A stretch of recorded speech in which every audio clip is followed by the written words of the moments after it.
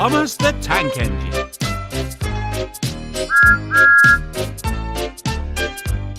Thomas the Tank Engine had 6 small wheels, a short stumpy funnel, and a short stumpy boiler, and a short stumpy dome. He was a fussy little engine, always pulling coaches back and forth. He pulled them to the station for the big engines to take out on journeys. And when trains came in, he pulled the empty coaches away so that the big engines could have a rest. But what Thomas really wanted was his very own branch line. That way he would be a really useful engine. Thomas was a cheeky little engine. He thought no engine worked as hard as he did, and he liked playing tricks on the others. One day, Gordon had just returned from pulling the big express. He was very tired and had just gone to sleep when Thomas came up beside him. "Wake up, lazy bones!" whistled Thomas. "Do some hard work for a change!" And he ran off laughing. Gordon got a terrible shock. He decided he had to pay Thomas back.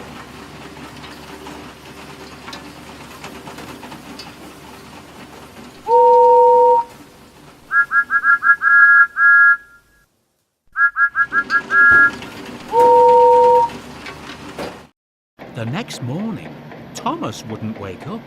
His driver and fireman couldn't make him start. It was nearly time for Gordon's express to leave. Gordon was waiting, but Thomas hadn't gotten his coaches ready. At last, Thomas started. Oh dear, he yawned. "Poop, poop, poop! Hurry up, you!" said Gordon crossly. "Peep, peep, peep!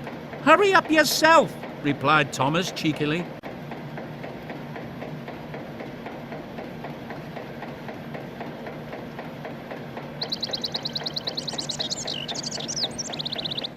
Thomas usually pushed behind Gordon's train to help him start, but he was always uncoupled first, so that when the train was running nicely, Thomas could stop and go back. That morning, Gordon saw the perfect chance to pay Thomas back for frightening him. He started so quickly that the guards forgot to uncouple Thomas. Gordon moved slowly out of the station, pulling the train and Thomas with him.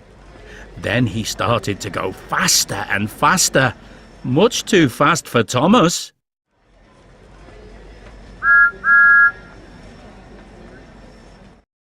"Peep, peep! Stop! Stop!" whistled Thomas. "Hurry, hurry, hurry!" laughed Gordon in front.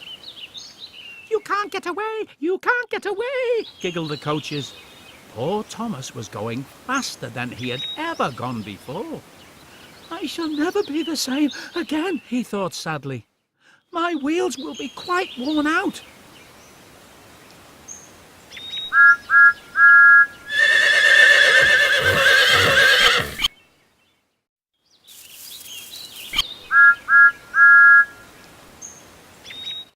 At last, they stopped at a station.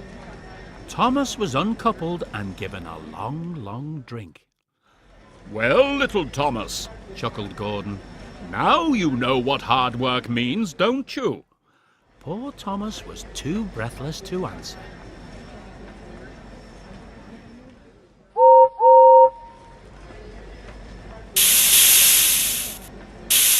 The next day, Thomas was working in the yard. On a siding by themselves were some strange-looking trucks. "That's the breakdown train," said his driver. "When there's an accident, the workers use it to help clear and mend the line." Just then, James came whistling through the yard crying, "Help! Help!" His brake blocks were on fire, and his trucks were pushing him faster and faster.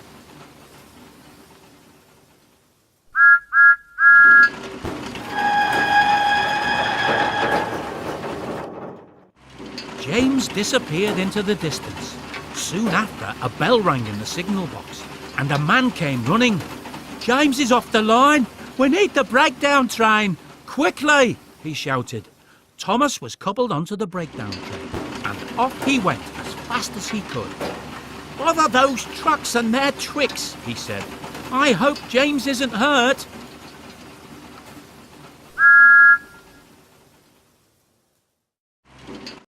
They found James and the trucks at a bend in the line.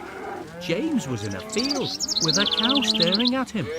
The brake van and the last few trucks were still on the rails, but the front ones were piled in a heap behind James. James's driver and fireman were checking to see if he was hurt. Don't worry, James, his driver said. It wasn't your fault. It was those troublesome trucks.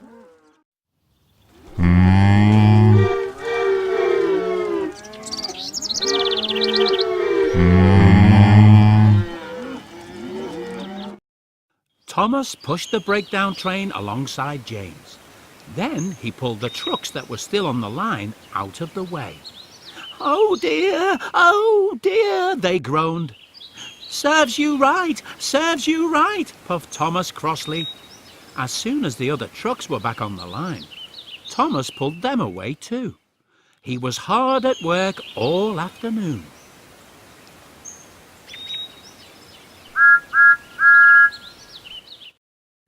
Using 2 cranes, the men put James carefully back on the rails. He tried to move, but he couldn't. So Thomas pulled him back to the shed. The Fat Controller was waiting for them there. Well, Thomas, he said kindly, I've heard all about it, and I think you're a really useful engine. I'm so pleased with you that I'm going to give you your own branch line. Oh, thank you, sir, said Thomas happily.